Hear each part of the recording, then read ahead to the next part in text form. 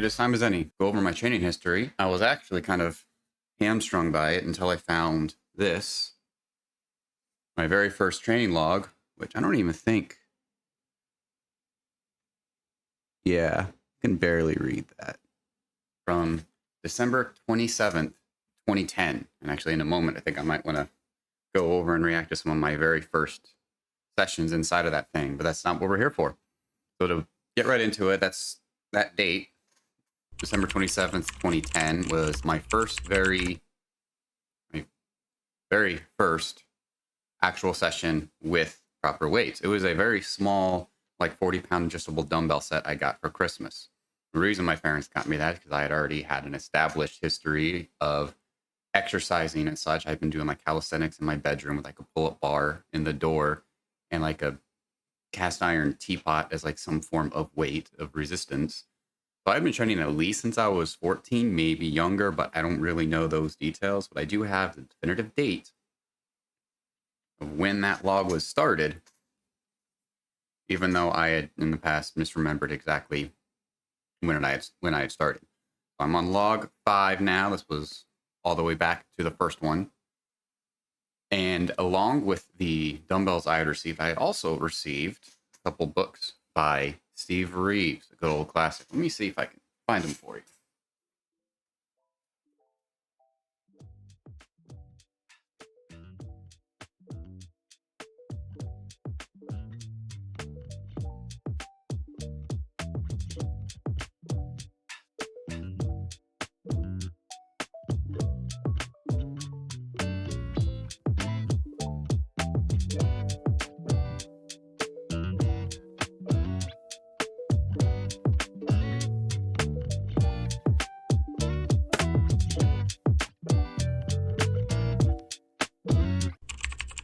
Here we go. Dynamic muscle building. Yeah. Building the classic physique the natural way.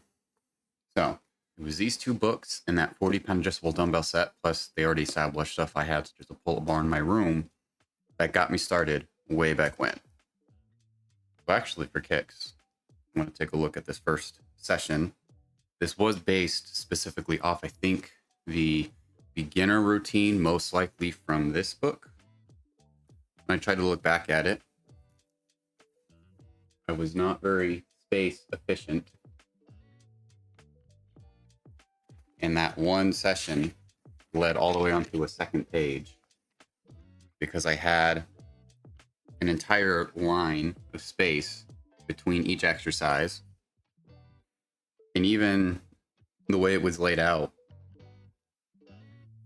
like if you look here, for one, I was at the time writing when I started, because this is similar to how he categorized it inside of the book. I wrote what section I was working on. So I wrote delts, then I wrote biceps, then I wrote tries. Obviously, I don't really do that anymore. There's not really a purpose. But also, it is what? 1, 2, 3, 4, 5, 6, 7 exercise for the delt section of the workout.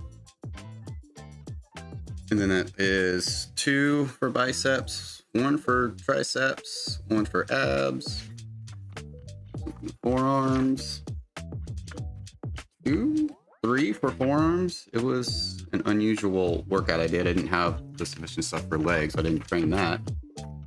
My next one, 2 days later, okay, less stuff for delts, 1 specific for chest, or 2 for chest, 2 for back, then arms, forearms. Yeah, not really how I train anymore. For comparison, it may not be very chronological because I'm about to show you my modern.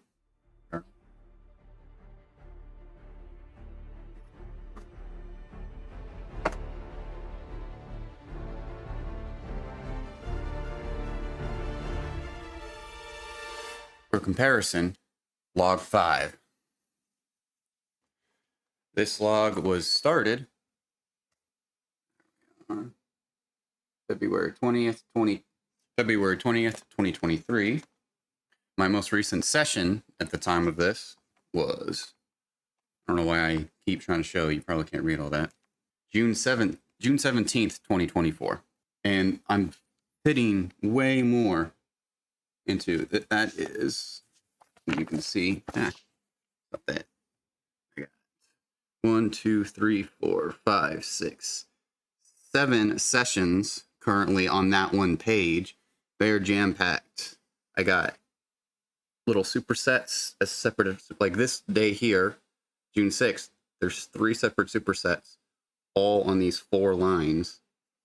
And I got way more jam-packed. I don't bother to write out explicitly what muscle group I'm working on. Day and night different. Also, trying to protect this in future ones by something fancy in them, because some of my logs have gotten pretty beat up. So to run you through a little bit more of details along the way, it was weird trying to figure these out, honestly. I almost had to like go sleuthing in my own past to try to figure out what significant events happened when during my training, because I've been doing it for so long. It's just always been a part in the background. I just let it be. So obviously Christmas of 2010 is when I started, basically got these books and the dumbbells on Christmas Day.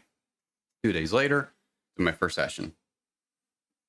For some other important events was in February of 2011 for my birthday is when I got the Spartan Health Regimen, which it was an ebook. It's early internet days for fitness, kind of the fitness world that we have now. I don't have my printed version of it because I did print up a full version of it.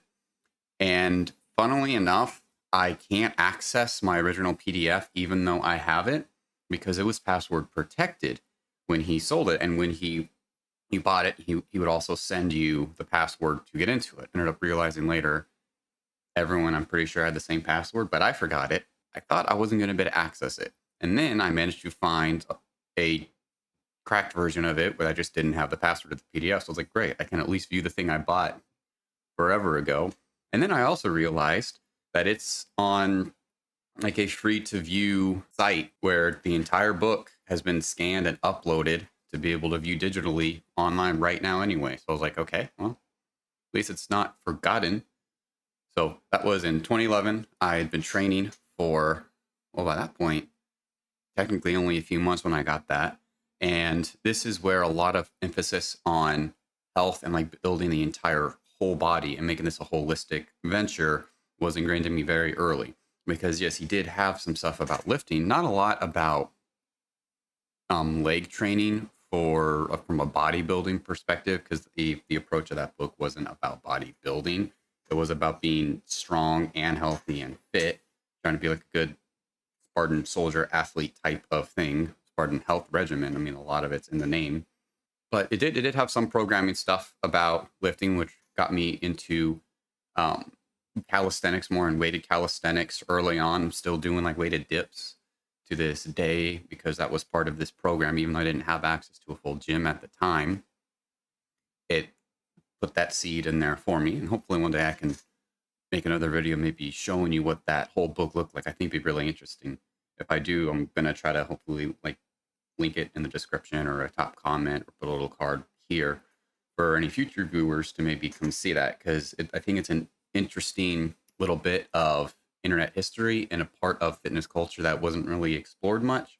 The non-YouTube space, where I did lots of reading on like blogs and ebooks. That's where I started on learning about fitness, not from YouTube, like I've heard plenty of other people talk about, which probably also helped prevent me from making as many of the crazy mistakes, because the people that put in the time to write ebooks and to write articles and blogs tended, looking back, to do a better job at giving accurate info that still holds up, as opposed to lots of stories I've heard from people who started learning online, learning on YouTube. It was all online. That was in February of 2011. I have my notes there in case I'm sure you connected the dots on that. It was actually the next month, on March 7th, was my very first little posing video. I remember specifically, I used the little iPod Nano, little rectangular iPod Nano from back then. Its little camera, I think, which only went up like to 480p. I had to have it propped up against something in a bathroom. I did my first little posing video, and I'm not gonna pull that one up and do a reaction to it one day. I have a maybe I'll go back and have my comments on my first couple little posing videos like that, which surprisingly I had them archived like as unlisted on another channel so I can still access them. Yeah, I was relatively new into training, so I actually do have some effectively before footage to show how I started. Next, going down that list was this was a big one. In December of 2011, I got the How to Build a Classic Physique book by Matt Marshall. This is probably one of the more pivotal ones. Yeah, I would say this, if I had to list just a handful of the biggest points for my training, where I got a lot of my philosophy for health, for bodybuilding, and heavy lifting, it was probably this book, which I still have that one.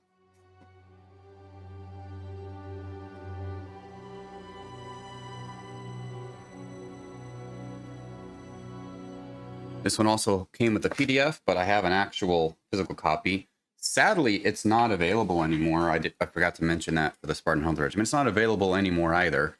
And apparently whoever made it doesn't really care that it's available for free online. This one's also now available for free online to look up.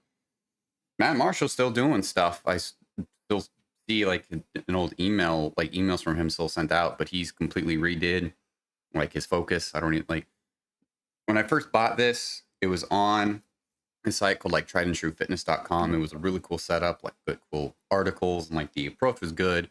Then he like gave up on the site or whatever, and like doing other stuff like Fitness Under Oath or something it's called. And he just seems to be focusing more on fat loss, not so much on like old school bodybuilding. Like this book was so solid.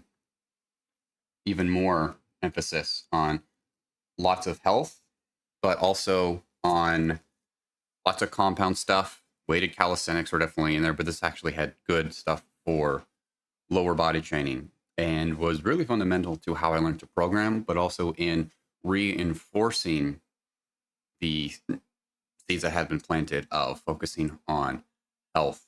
And he was actually, look at the table of contents, he was actually kind of ahead of the game for what are some modern trends and like the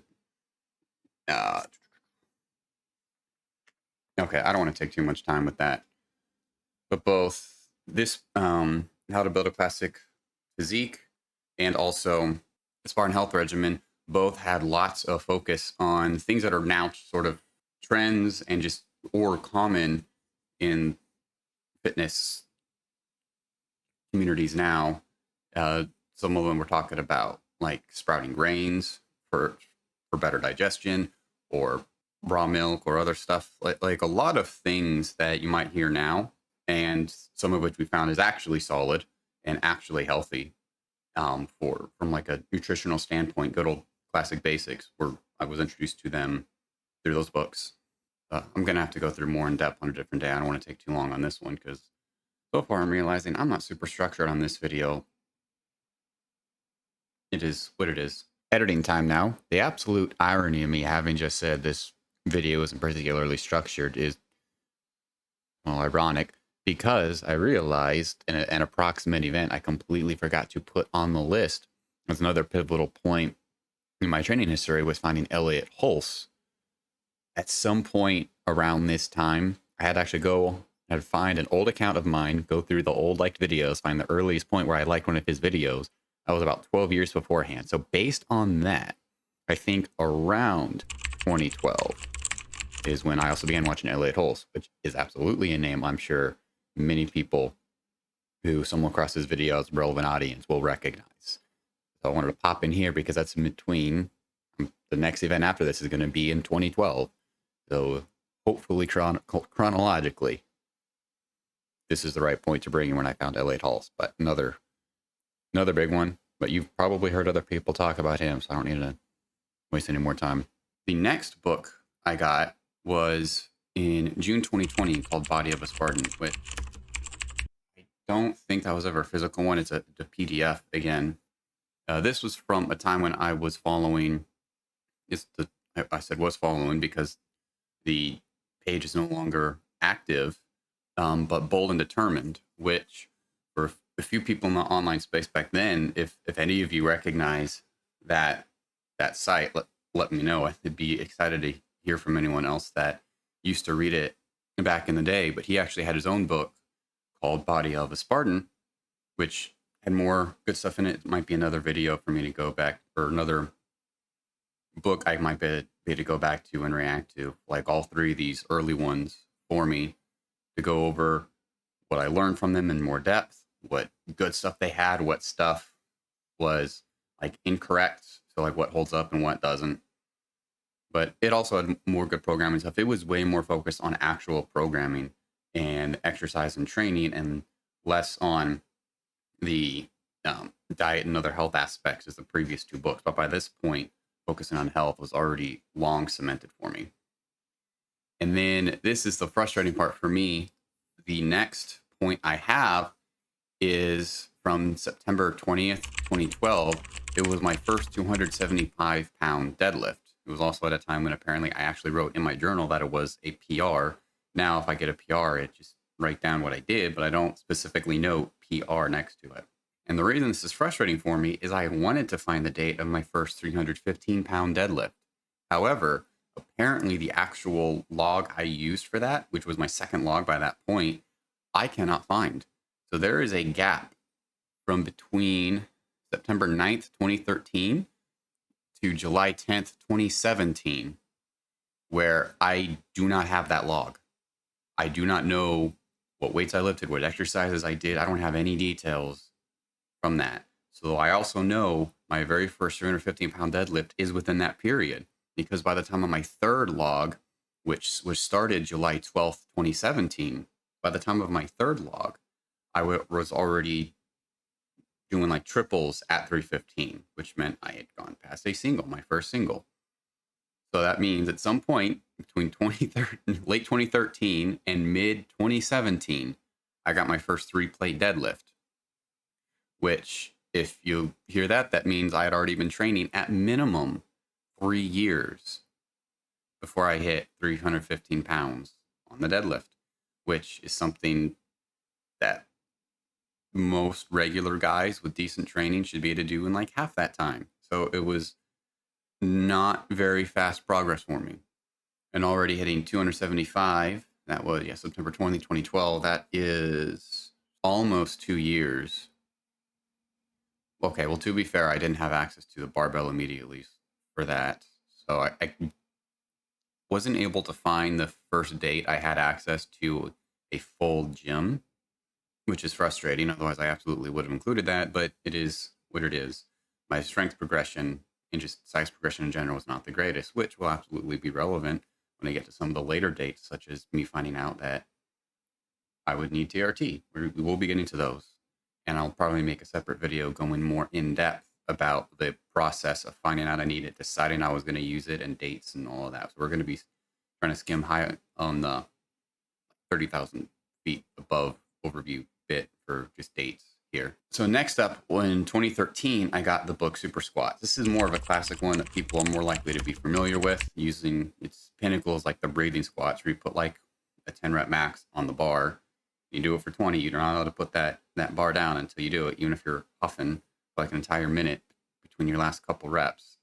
That one is, out of everything, one viewers are more likely to recognize. I'm not going to go as much in depth about that one. It also wasn't, it's a very short book, not as pivotal to how I train now and stuff, but I did. I wanted to throw you that date out there because I was able to confirm that wasn't when I got, and even roughly when I got it. My next date I have noted here is July 16th, 2012. This was my second posing video. So by this point, I had been training with weights for over a year and a half or so. Yeah, well, over 2 years, whatever. I should have noted the math next to this so I didn't have to think in the middle of recording, but it is what it is. And at the time, because I was still growing, like still in puberty, but also still growing, I was so new, I was able to easily see progress and such. But looking back now and comparing the first two, kind of like, I'm thinking, I'm glad you were optimistic, younger me. But looking back now, I don't see a lot of change, not nearly as much as I would have liked. I didn't really want to admit that to myself at the time, because I had always heard that young guys are never satisfied and you shouldn't compare yourself to others. So for years, I kept actually holding myself back by trying to follow that advice And it took a very long time for me to be able to recognize that, no, honestly, I should have been growing faster. It was about around 2016. I don't remember exactly when, but somewhere in 2016, I began watching. What is happening, people? It is Brian Alsruhe. Hopefully, you guys have heard that name before. Another really great person to learn from, and I think would help a lot of us learn in this space. And either a lot of us learned from him or learned from people who learned from him. Strongman had great knowledge on programming. His focus was obviously on strongman and very experienced both in his own training and in training others. But in order to get that big and successful, like physically, literally big and successful in actual lifting and actual competitions, he ended up having to get a lot of good knowledge about hypertrophy training. He is one of the big reasons, probably the main reason why supersetting and giant sets are so pivotal in my training now. I use it not only for time efficiency, but for a way to keep some pressure on conditioning and fitness to be able to not get winded so easily without having to take dedicated time to do cardio. Because if I'm going to be in the gym, I want to lift. I don't want to go for sessions where I'm not lifting because I'm just doing cardio. So I use supersets, do multiple things at once, literally, but also like figuratively in my training. Got that from him. A lot of other good stuff I got from him too, but he's one I would like to make a more in-depth video about all the things I learned from him maybe. But also another thing that not everything's always good. He's also one of the reasons why I actually didn't directly train my arms for a while, because his opinion was you can get big arms through big heavy compounds. I understand that, but is it necessarily better? Because if you're moving more weight on a weighted pull-up, then you're getting more stimulus, creating more adaptation. I wouldn't expect to get bigger arms if I lifted a pencil 10,000 times. So with a 50-pound dumbbell for 10, why, instead of like 500 pounds combined weight like I can do on a weighted pull-up? I don't know. I've literally never wanted biceps in my life. I don't know what I'd do if I was just going to. I guess I would do curls or drink Drano. For most people, does not work. So I might have had bigger arms earlier if I hadn't followed some of his advice. But on the flip side, a lot of his other advice was super great. So this is where you have to learn to be selective and really consider all the information you're getting from everyone. Someone that gives amazing stuff doesn't mean that everything comes out of their mouth is amazing and is the right thing for you to follow. You got to pick and choose and test things out and see what works and see how similar you are to other people and how that stuff works for them and who the advice doesn't work for. You got to put some thought into it, which I didn't have enough of an identity yet. Well, because I was literally younger, but also because just younger lifting age, you're more new to lifting and training. It's easier to get caught up how someone else thinks as opposed to do your own thinking and your own experimenting, which I'm very good at now, doing something unconventional or trying your own thing or rejecting something that a lot of other people say is the way to go because you found doesn't work as well as they'd say, at least not for you. Hadn't developed that capacity yet, so I accepted his arm training advice with everything else, held my arms back, but it did good on a lot of other things. The next point I had, the kind of next big date, was November of 2017. I got the 531 book. I'll grab that because I have it.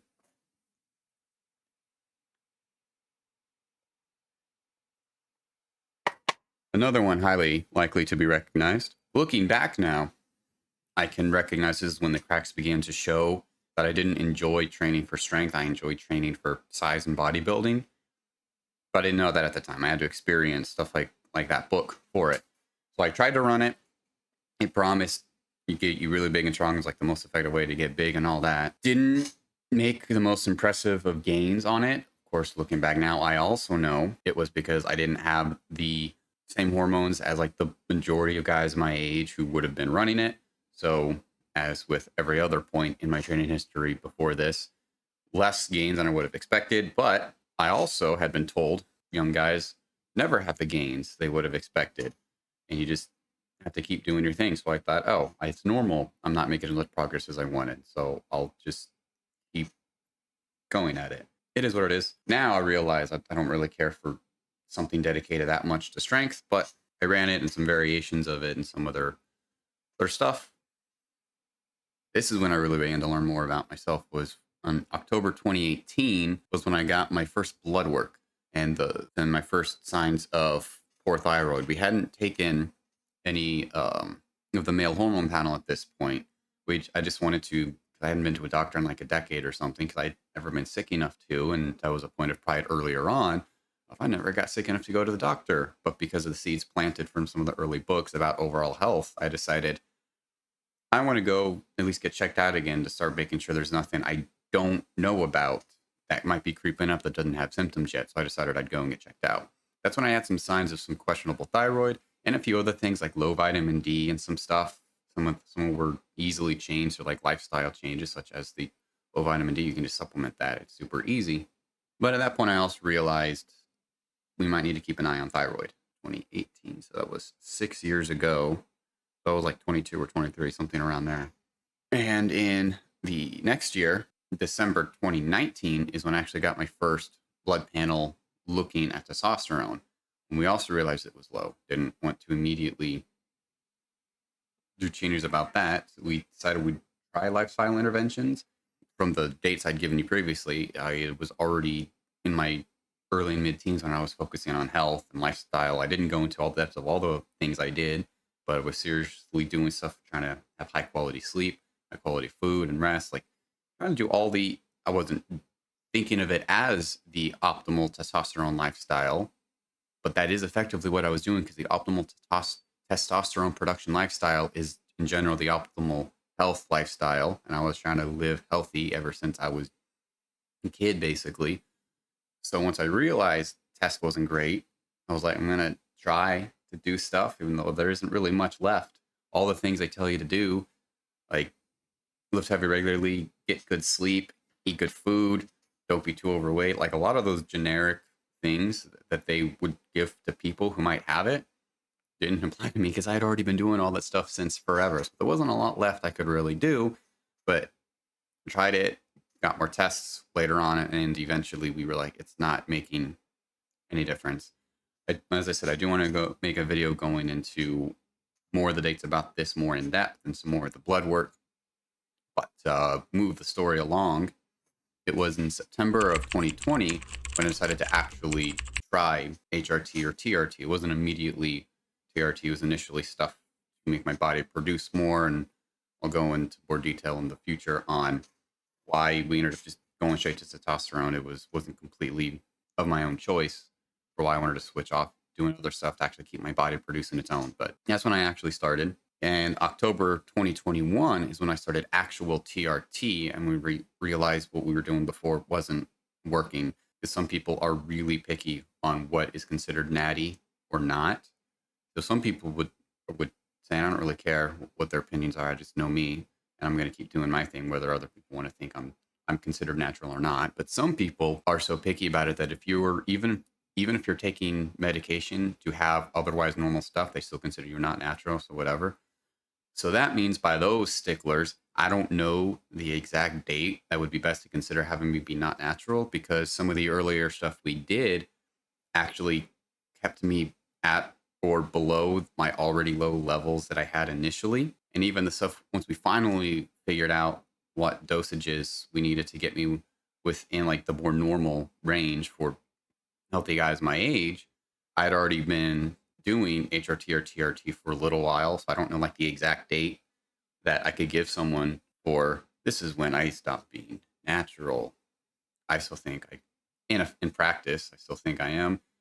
And why I learn from naturals and believe the advice I can give is applicable to naturals, because that's in effect how I've only ever trained. But that's thinking big. It doesn't really matter. The final date I have was for May 2022. It was when I began Alex Leonidas's Naturally Enhanced program, and also when I made my very first public video on this channel, which was my TRT video, which looking back now, as you always do with your older stuff, you feel like you're cringing internally watching it, wish you did things differently, but you have to go through all that stuff in order to get to where you are. So I don't like that first video, but it's my first video. And it's also where I began directly using Alex's training methodologies, which is still, he's probably one of the next. Him and Brian Alsruhe are still probably like the two biggest names for how I learned to train. And I still use a lot of their stuff today. So Alex's stuff is huge for my own programming today. A lot of my sessions like even the ones I ran like in this last week, are still heavily influenced by Naturally Enhanced. So I also had made a video reviewing my thoughts after 5 months on his program. I don't know the exact date I stopped running Naturally Enhanced, because I just slowly kept morphing it to the point where I was like, looking back, I realized I'm definitely no longer running his program, but I couldn't tell you exactly which session was no longer his program because I just kept tweaking it. It was probably when I stopped doing only twice a week training and bumped it like up to 3 or something like that. But it was like a natural evolution from his program to slowly, bit by bit, over the course of probably a year or more, where I eventually realized I'm kind of running my own program at this point. That was solid. And then I think this wasn't in my list for here, but as far as programs go, just for a good date to end us off on. Yeah, finally for this year, May 7th of 2024 is when I released the final video in my little series about my own program. Not as in-depth as all the other programs we talked about that people made, but I think that's like a good final date to have, so you can like review that and how I program there, and hopefully maybe see a lot of the ingredients present that I learned from previously. So lots of the supersets I got from Brian Alsruhe, a lot of the actual specifics of exercise selection and programming specifics that I got from Leonidas. My love of using weighted calisthenics, I got all the way back from some of those first couple programs that I read. And even though in that little program series, in that playlist, I don't talk about lots of health aspects because it's just about the lifting program and not even super in-depth like a book that you would purchase. It's like an example for how you can see where it all comes together. Yeah, I think that runs you through my history. I don't really know. I don't have a good send-off for any of this. I also don't have other interesting details like how much I weighed when I first started exactly, or what like my measurements were versus now, or other points throughout. All I can really do is throw you some dates and some books that I had read. Thanks for watching. And if you did finish all this, I mean, you know, the YouTube stuff, I'd appreciate that interaction, not only to help this video and my channel grow, because I want to keep making more stuff and not keep procrastinating like I did on this video forever. But I'm interested if you feel like I left out some stuff, or I maybe didn't go as in-depth as you would like, and you still have questions about my training history. I mean, if I really missed a whole lot of stuff, I could always just make a follow-up video to kind of fill in the gaps. I already do know I want to make specific videos on some of those books I mentioned, especially some of the older ones that people might not be familiar with, to go more in depth on a little bit of good internet history for fitness, and as well as being able to voice my own thoughts after years of lifting, being able to retroactively look back and see. But also, like I said, I want to go more in depth on my actual TRT experience and dates and blood work and a lot more of that. So if there's any other parts that I kind of glossed over that you feel might deserve some more depth to look at, I'd love to hear about it, because there should be something worth doing. But otherwise, thanks for joining me.